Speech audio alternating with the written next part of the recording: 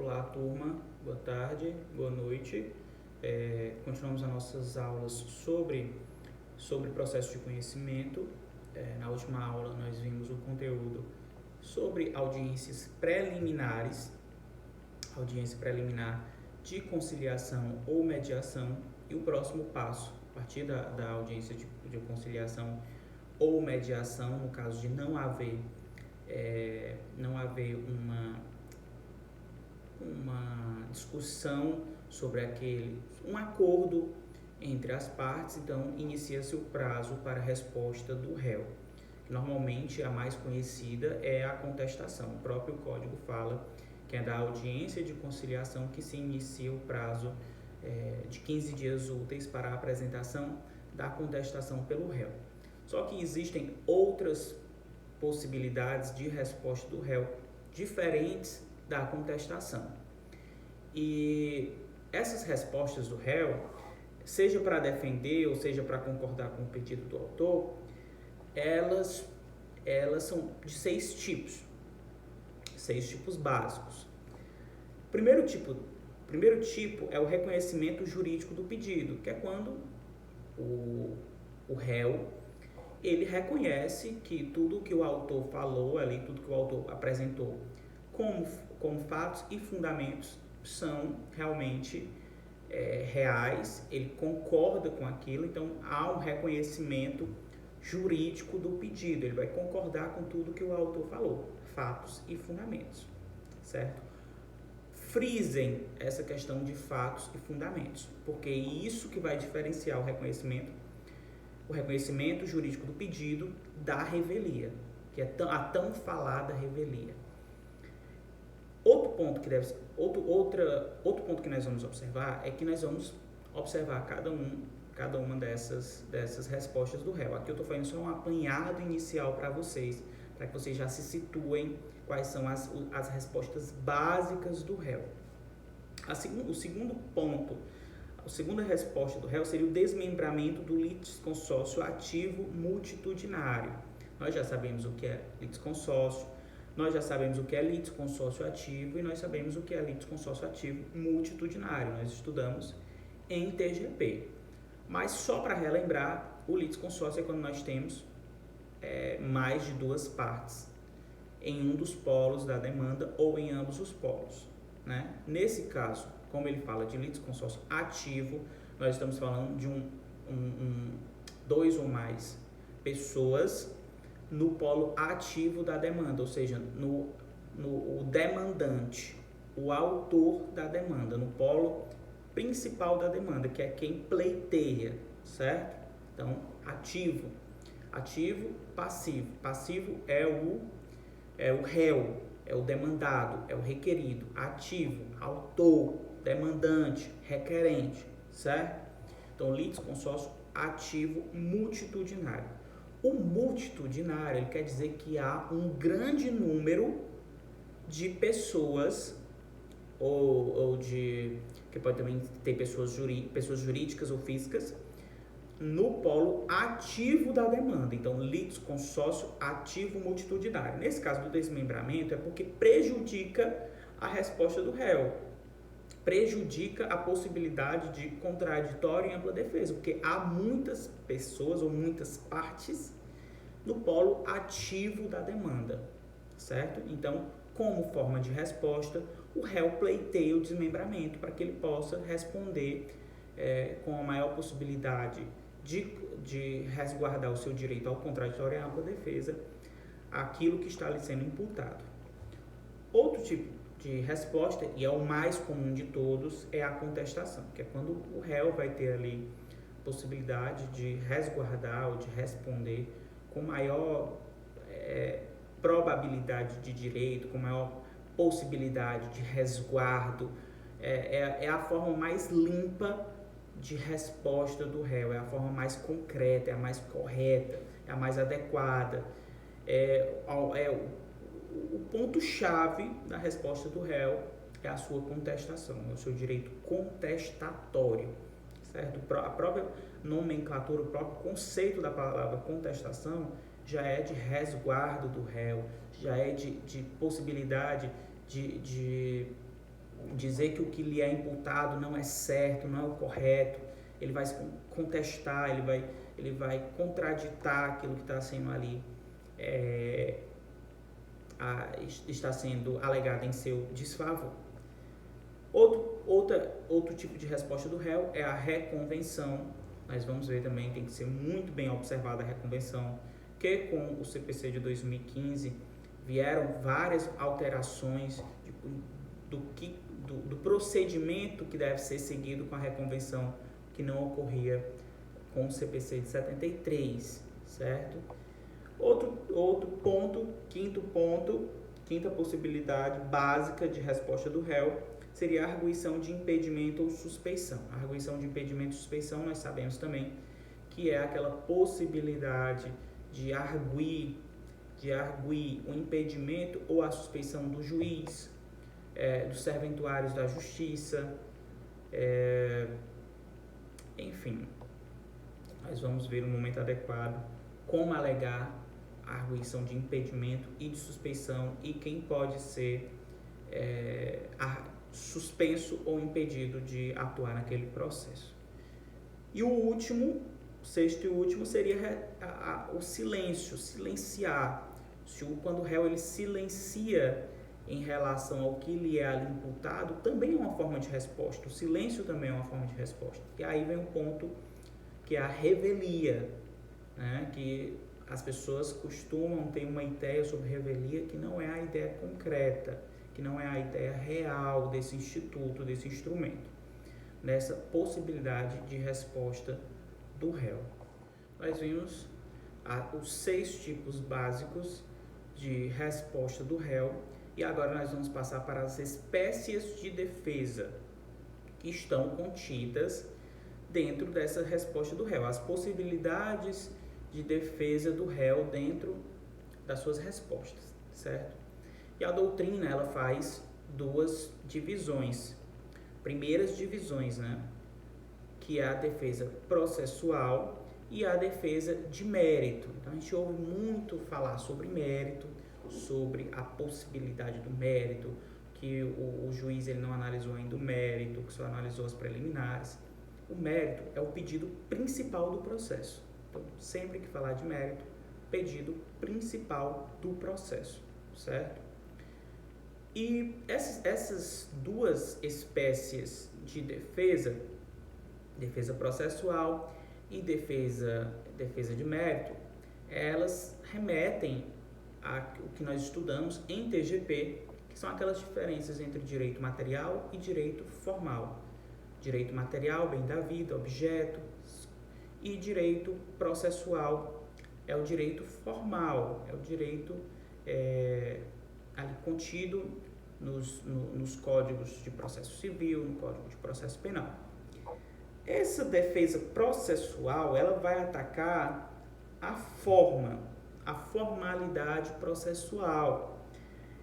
Elas são aquelas defesas preliminares, né? Aquela que consta do início do processo, que o juiz ele tem que analisar logo que ele recebe a petição inicial. Muitas vezes ele não analisa antes de formar o contraditório, mas em regra ele deve analisar essas defesas preliminares antes pode, né? Não deve, mas ele pode analisar antes do contraditório ser formado, ou seja, antes da citação do réu, antes da manifestação do réu ali no processo, que aí chamaria um instituto que vocês vão ver só no próximo semestre, que seriam as tutelas provisórias de urgência, que se ligam ali à questão da inaudita terra paz, né, que o juiz ele pode analisar antes mesmo de abrir o contraditório. E essas defesas preliminares, elas servem para dilatar ou encerrar o processo ali logo no início. Ou ele dilata um prazo, ou ele encerra o processo, ele extingue o processo sem resolução de mérito. Vocês também vão ver esses institutos. Estão lá nos artigos 485 e 487 do CPC. Sempre que o juiz ele for decidir, ele for sentenciar o processo, ele tem que fundamentar nesses 2 artigos, 485 e 487. julgamento procedente, extinção do feito com ou sem resolução do mérito. Tem que haver a fundamentação do juiz tem que ser baseado lá no dispositivo final. Vocês vão ver também na aula de sentença como é feita uma sentença. E o último ponto de uma sentença, que ela é dividida em 3, é o dispositivo, chamado dispositivo, que é quando o juiz vai dizer julgo procedente ou julgo improcedente.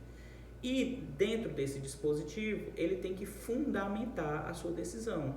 E essa decisão ela vai ser fundamentada no dispositivo 485 ou 487. Quem quiser já ir dando uma olhada nesses artigos, é importante. Vocês vão ver lá as hipóteses de extinção do processo sem resolução do mérito. E essa espécie de defesa, que é a defesa processual, que trata sobre as defesas preliminares do processo, ela vai tratar exatamente sobre isso, sobre a extinção do processo sem resolução do mérito. E o outro ponto que a gente vai observar é a questão da defesa de mérito, é o direito material, é o objeto que está sendo pleiteado, é o pedido final. Então, defesa processual, defesa de mérito, são as duas espécies de defesa que devem ser estudadas, porque normalmente os processos eles estão diretamente ligados a essas duas espécies de defesa. Continuando em relação às espécies de defesa, nós temos duas outras espécies, que é a defesa direta e a defesa indireta. Essas defesas direta e indireta, elas vão tratar agora sobre os fatos trazidos pelo autor. Então, quando o réu ele negar os fatos trazidos pelo autor ou negar as consequências jurídicas desses fatos trazidos pelo autor, ou seja, ele não irá apresentar fatos novos, nós estamos tratando da defesa direta. Então, observem, defesa direta e defesa indireta. Eles vão tratar sobre os fatos trazidos pelo autor. No caso da defesa direta, é quando o réu negar os fatos trazidos pelo autor ou as consequências jurídicas desses fatos. Nesse caso, ele não traz fatos novos, só nega. E a defesa indireta, gente, esses papéis que eu estou usando aqui é a mesma nota de aula que eu envio para vocês. O PDF é a nota de aula que eu acompanho aqui, certo? E a defesa indireta, o réu ele traz fatos novos. Se diferencia da direta, porque a direta ele não traz fatos novos, ele só nega os fatos apresentados pelo autor ou as consequências jurídicas. Na defesa indireta, o réu ele traz fatos novos. Só que esses fatos novos, eles são impeditivos, modificativos ou extintivos do direito do autor. Defesa direta, defesa indireta. Defesa direta não traz fatos novos, só nega os fatos trazidos pelo autor ou as consequências jurídicas desses fatos. Defesa indireta traz fatos novos, que são o réu, né? O réu, ele traz fatos novos que são extintivos, modificativos ou impeditivos do direito do autor. A primeira resposta do réu que nós vamos analisar é a contestação, certo? A espécie mais limpa, como já havia falado, a espécie mais concreta, a mais adequada para a resposta do réu, certo? Consta aí no PDF de vocês um conceito trazido pelo professor Fred Didier sobre a resposta do réu, contestação. O professor Fred Didier ele vai dizer o seguinte: a contestação está para o réu, como a petição inicial está para o autor.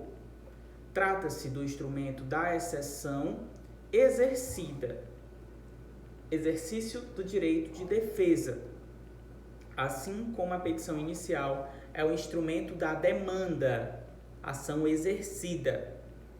É pela contestação que o réu apresenta a sua defesa. Professor Fred Didier Júnior. E o prazo para a contestação está previsto lá no artigo 335 caput. Vamos ver o que diz o artigo 335 caput do CPC. O artigo 365 diz o seguinte, está lá no capítulo 6 da contestação. O réu poderá oferecer contestação por petição no prazo de 15 dias. Gente, os prazos do CPC são sempre em dias úteis. Então, é 15 dias úteis. Cujo termo inicial será... Aí ele vai trazer as possibilidades, as hipóteses de termo inicial para o prazo de contestação. Quando é que inicia esse prazo de contestação, certo? Professor, por que é importante essa questão de prazo? Porque se você perder o prazo, você é rével. Você é rével na sua contestação. Então, a lei, ela traz prazos, são regras que devem ser cumpridas. O processo ele já é muito demorado, mesmo tendo prazos. Imagine vocês se os prazos, se o não cumprimento de prazos não gerasse nenhuma punição para quem descumpriu. Então, 15 dias a contar desses, tá aqui os incisos, 1, 2 e 3. Então, começa a contar o prazo da contestação. Só que esse é o prazo geral, é o prazo em regra. E existem as exceções. Essas exceções, elas estão previstas dos parágrafos seguir. Essas exceções são para quem? Para o Ministério Público, para o réu, no caso, se o réu for o Ministério Público, né? Professor, o réu pode ser o Ministério Público? Pode. Por que não? O Ministério Público não é o dono da razão, não. As pessoas acham, às vezes, que o Ministério Público ele é uma instituição ilibada, que ninguém erra, que ninguém... Enfim, pode ser sim o Ministério Público. Até mesmo representando alguém. Nesse caso de ser o Ministério Público, a Defensoria Pública como representante do réu, ou seja, o procurador, o advogado do réu é um defensor público, ou no caso de réus litisconsortes, com diferentes advogados. Então, temos 3 exceções à regra. Primeira exceção, quando o réu é o Ministério Público, ou o réu está sendo representado pelo Ministério Público, quando o réu é representado pelo defensor público, ou quando há litisconsórcio, há réus em litisconsórcio com diferentes advogados. Então, há mais de um réu e esses réus têm advogados diferentes. Então, nesses casos de exceção, o prazo é em dobro, ou seja, 30 dias úteis. Em regra, caput do artigo 335, 15 dias úteis a contar dos incisos que constam ali, o termo inicial.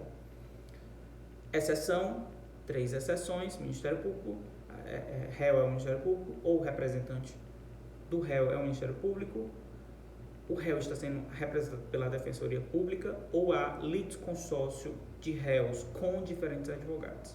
Então, prazo em dobro, 30 dias úteis. Vamos ver o que consta aí no parágrafo 1º e parágrafo 2º do artigo 335. O parágrafo 1º diz o seguinte: no caso de litisconsórcio passivo, ocorrendo a hipótese do artigo 334, parágrafo 6º, o termo inicial previsto no inciso 2º será para cada um dos réus a data de apresentação do seu respectivo pedido de cancelamento da audiência. Parágrafo 2º. Quando ocorrer a hipótese do artigo 334, parágrafo 4º, inciso 2, havendo litisconsórcio passivo e o autor desistir da ação em relação a réu ainda não citado, a data de apresentação, o prazo para resposta correrá da data de informação da decisão que homologar a desistência. Ok? Então, esses são os prazos em regra e exceções da contestação. Observem o que consta no PDF de vocês em relação ao artigo 336 do CPC, que vai tratar sobre a regra da eventualidade. O artigo 336 vai dizer o seguinte: incumbe ao réu alegar na contestação toda a matéria de defesa, expondo as razões de fato e de direito com que impugna o pedido do autor, especificando as provas que pretende produzir. Então, é nesse momento, na contestação, que o réu ele deve apresentar todas as informações necessárias para resguardar o seu direito, para impugnar, para rechaçar o que foi apresentado pelo autor na inicial. É na contestação que o réu deve trazer todos os seus argumentos de defesa. Tem ônus de apresentar ao magistrado todos os seus argumentos e suas razões. Os argumentos do réu podem ser contraditórios entre si. Esse ponto aqui eu coloquei para vocês, muito importante esse ponto, porque no caso da petição inicial, o autor ele não pode apresentar argumentos contraditórios entre si. Mas o réu, na contestação, ele pode sim apresentar argumentos contraditórios entre si. Inclusive, esses argumentos eles podem estabelecer uma escala de importância desses argumentos, né, para que o juiz analise dessa forma. Por quê? Porque ele está sendo acusado de alguma coisa e ele está se defendendo. Então, cabe a ele se defender de todas as maneiras lícitas, apresentar todas as informações para se resguardar, para se defender. É o direito dele, a ampla defesa, a paridade de armas. O autor está ali, ingressou com uma ação contra o réu, então ele está se utilizando da máquina pública, ele provocou o Estado, então ele tem que apresentar informações que não sejam contraditórias entre si. Só que o réu que estava ali inerte, que estava ali de boa, foi instado pela justiça a se manifestar obrigatoriamente, vai ter que gastar para isso muitas vezes. O processo ele tem custos, não só valor da causa, mas outros custos de transporte, desgaste psicológico, enfim. Então, ele pode sim se utilizar de todas as maneiras lícitas para resguardar o seu direito, inclusive se utilizando de argumentos contraditórios entre si e ainda estabelecer uma escala de importância para que o juiz os analise daquela maneira. Ok? Então, o artigo 336 é a regra da eventualidade, na contestação. Como nós já havíamos tratado no início da nossa aula sobre as espécies de defesa, nós discutimos a questão da defesa processual e a defesa de mérito. O artigo 337 do CPC ele vai tratar sobre a espécie de defesa processual, que é aquela que deve ser arguida como preliminar de contestação. Então, o artigo 337 ele elenca todas essas possibilidades de defesa processual preliminar de contestação, certo? Então, vamos ver o que é que diz o artigo 337 do CPC. O artigo 337 do CPC ele vai dizer o seguinte, a seguinte disposição: incumbe ao réu,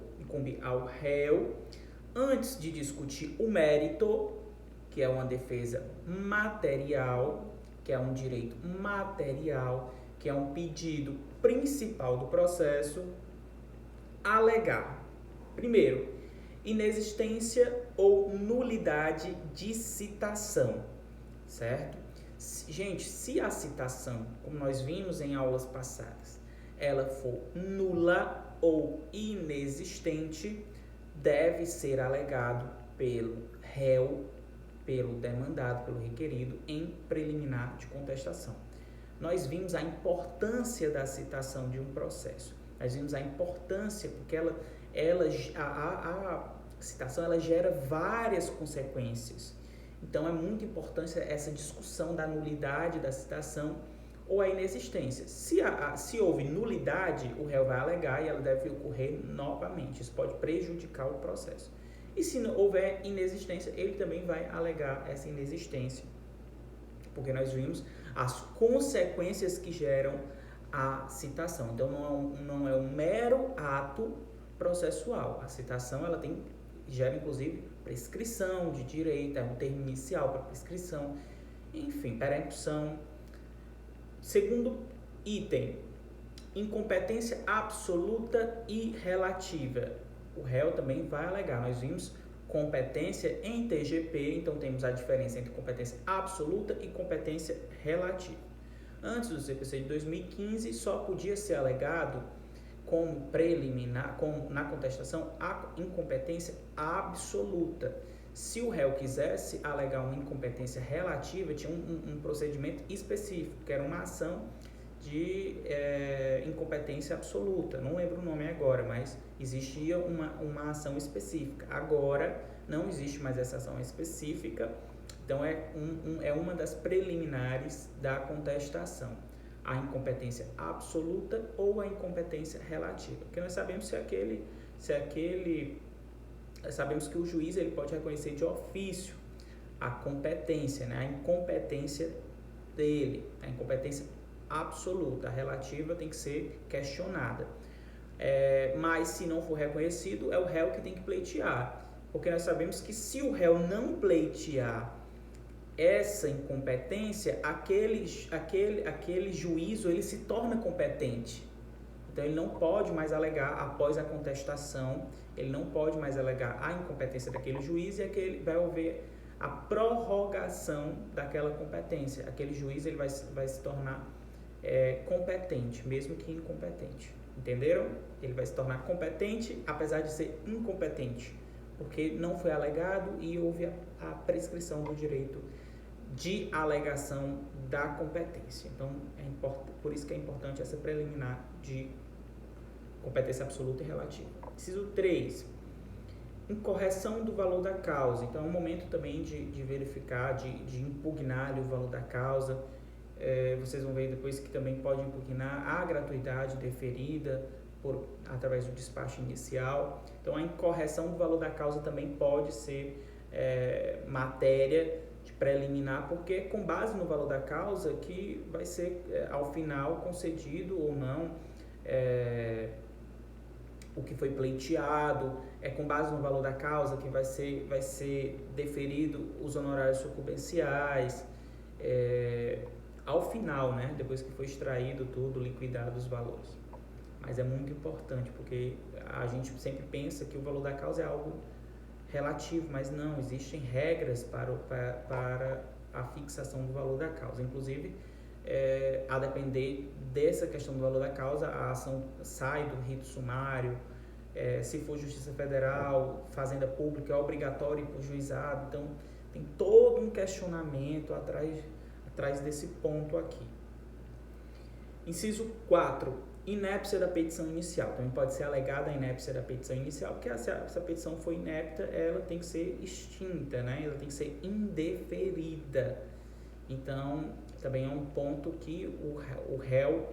É sempre mais complexo você responder uma demanda, porque tem que ser, você vai alegar tudo. Na verdade, eu acho mais complexo ser autor, mas às vezes ser réu também é complexo, porque o réu ele já pega tudo meio que mastigado e vai só rebater. O autor não, é ele que tem que criar, é ele que é o criador da demanda, né, da lide, de tudo. Então é muito mais complexo ser autor, mas ser réu às vezes também é complexo. No caso civil, né, ser réu no penal é sempre muito complexo. 5. Perempção. Eu trago aí para vocês o conceito de perempção. Perempção resta configurada pelo sucessivo abandono da mesma causa pelo mesmo autor. Ela decorre da inércia do autor que motivou por 3 vezes a extinção de um mesmo tipo de ação. Em sendo constatado, o juiz deve extinguir o feito sem resolução de mérito, impedindo o autor de ingressar com uma nova demanda idêntica, razão pela qual é classificada como um pressuposto processual negativo. Então, a perempção é quando aquele autor ele ingressa com uma ação, abandona a ação, não deixa o processo andar. Aí é extinta a demanda sem resolução do mérito, porque não há interesse de agir, o autor some da ação. Aí ele ingressa com a ação novamente, faz a mesma coisa, abandona a ação. Então isso é uma perempção, entenderam? Perempção é o abandono da ação pelo réu, pelo autor. Sempre lembrar, perempção é algo do autor, abandono demanda. 6. Litispendência, também nós já estudamos em TGP, litispendência, que é quando há duas causas com as mesmas partes, a mesma causa de pedido, o mesmo pedido, certo? Então, duas causas iguais, litispendência. Coisa julgada, aquele processo, aquele fato já foi julgado, já houve um julgamento, aí o autor vai e ingressa novamente com a mesma ação, aí o réu vai e alega coisa julgada. Não, juiz, isso aí já foi julgado. Não tem como ser julgado novamente. Se já há uma decisão em relação àquilo, tem que ser respeitado. Então, coisa julgada, nós vamos ver no final do nosso semestre, coisa julgada. Conexão entre duas ações. Nós sabemos que conexão se diferencia da litispendência, porque a conexão há as mesmas partes e o mesmo... Não, desculpa. É o mesmo fato e o mesmo pedido. Isso. Mesmas partes, mesmos fatos e mesmos pedidos, litispendência.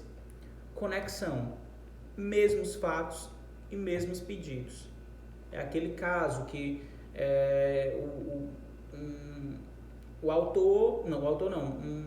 uma pessoa sofre um acidente de trânsito e morre, vem a falecer. E aí ele tinha pai, ascendentes, e filho, descendentes. Então, o filho e o pai ingressam com ações judiciais pleiteando danos em relação à pessoa causadora daquele acidente. Então, é o mesmo fato e os mesmos pedidos. Então, torna-se uma conexão. Então, vai ser conexas aquelas ações, para que não haja insegurança jurídica quando da aprovação da sentença. Tem que haver a mesma sentença para ambos. Porque até uma conexão de processos diminui questões até mesmo de número de demandas. Outro ponto, incapacidade da parte, defeito de representação ou falta de autorização. Óbvio isso aqui. Inciso 10º, convenção de arbitragem. Então, a gente lembra daquele processo da Solange Almeida, que havia uma convenção de arbitragem e o processo não poderia ser julgado pelo judiciário, porque havia uma transigência contratual entre as partes. Então, as partes transigiram e elegeram a convenção arbitral para dirimir qualquer solução em relação àquele contrato. Inciso 11º, ausência de legitimidade ou de interesse processual. Lógico também isso daqui. Se a pessoa não tem legitimidade ou interesse processual, ela não pode estar ali pleiteando aquele direito. Então, é uma das preliminares também, é um defeito processual, é uma defesa processual, uma defesa de preliminar. 12º, falta de caução ou de prestação que a lei exige como preliminar. Daqui é uma questão que vocês vão ver próximo semestre, questão de tutelas provisórias, que muitas vezes, o juiz pede uma caução para garantir que seja concedido aquela tutela. Então, falta de caução ou de outra prestação que a lei exige como preliminar. Inciso 13º, indevida concessão do benefício de gratuidade da justiça. Então, isso daqui se difere da questão lá do valor da causa, porque aqui já foi a concessão do benefício da justiça gratuita. Isso é muito comum, assim, praticamente toda contestação, a preliminar que consta lá é impugnação aos benefícios da justiça gratuita. Sempre.